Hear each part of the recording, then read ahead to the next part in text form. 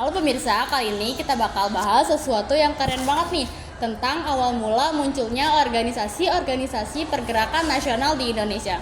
Lewat organisasi inilah semangat perjuangan dan persatuan bangsa mulai tumbuh, sampai akhirnya jadi gerakan besar menuju kemerdekaan. Langsung aja kita ikutin Bunga Syasya yang ada di lokasi buat lihat suasananya lebih dekat. Baik semua, selamat siang. Sekarang saya lagi ada di salah satu tempat bersejarah yang ada di Jakarta, yaitu Museum Sumpah Pemuda. Dulunya museum ini digunakan untuk mengikrarkan Sumpah Pemuda dan jadi tempat pertama dikumandangkannya Indonesia Raya karya W.G. Rudolf Supratman. Sekarang saya akan ngajak kalian untuk lihat-lihat apa sih isi dari Museum Sumpah Pemuda ini. Nah, sekarang saya lagi ada di salah satu spot paling penting yang ada di Museum Sumpah Pemuda, yaitu timeline perjalanan Sumpah Pemuda.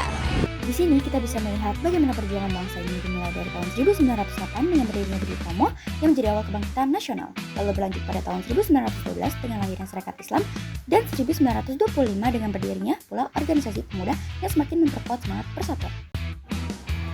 Museum Sumpah Pemuda berlokasi di Jalan Kramat Raya nomor 106, RT 2, RW 9, Kuitang, Kota Jakarta Pusat. Untuk jam operasional sendiri, museum tutup di hari Senin dan juga hari libur nasional. Buka dari hari Selasa hingga hari Minggu, jam operasional umumnya sekitar jam 8 hingga jam 4 sore. Untuk harga tiket masuk Museum Sumpah Pemuda, pengunjung domestik atau warga negara Indonesia sekitar 5.000 untuk dewasa dan 3.000 untuk anak-anak, dimulai dari usia 3 hingga 12 tahun. Untuk pengunjung asing atau mancanegara, tarifnya di harga Rp25.000.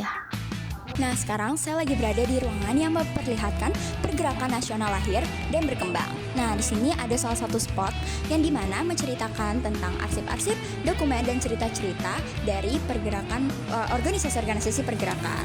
Contohnya ada Budi Utomo, terus Jum Java, dan lain-lain. Sebelum Kongres Pemuda kedua pada tahun 1928, sudah ada manifesto pada tahun 1925 yang menegaskan pentingnya persatuan bangsa. Dan puncaknya, pada Kongres Pemuda II lahirlah ikrar Satu Nusa, Satu Bangsa, dan Satu Bahasa Indonesia. Di spot ini kita juga bisa melihat kutipan tokoh Muhammad Yamin yang sangat terkenal. Inilah titik balik sejarah ketika semangat persatuan pemuda benar-benar menjadi jiwa perjuangan Indonesia. Nah, sekarang saya lagi berada di spot yang di belakang saya ada salah satu kutipan Bapak Muhammad Yamin yang sangat terkenal, yaitu dalam bahasamu terletak jiwa bangsamu, agungkanlah bahasa jiwamu. Ini menekankan bahwa bahasa Indonesia adalah salah satu bahasa untuk pemersatu bangsa.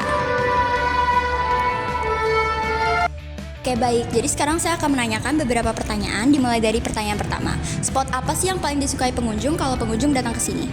Kalau pengunjung suka datang ke sini itu biasanya mereka paling suka spot-spot media interaktif, contohnya seperti imersif sama mendengarkan lagu Indonesia Raya. Biasanya tuh pengunjung paling lama kalau lagi ada di spot itu. Oke, lalu selanjutnya inovasi apa yang harus dikembangkan di dalam museum ini agar pengunjungnya lebih ramai? Mungkin di media interaktifnya, karena ada beberapa media interaktif yang kurang bisa, seperti ada yang buat untuk merekam kita ataupun kadang suaranya itu nggak ada di ruangan Indonesia Raya.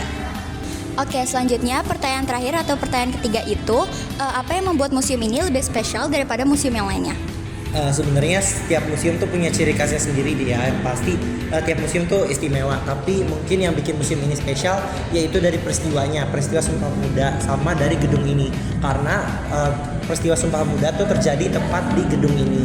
Gitu.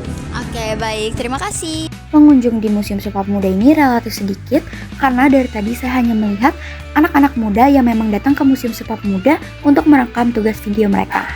Nah, jadi itu dia tadi isi dari Museum Sumpah Pemuda. Jadi nggak semua museum itu kaku dan ngebosenin.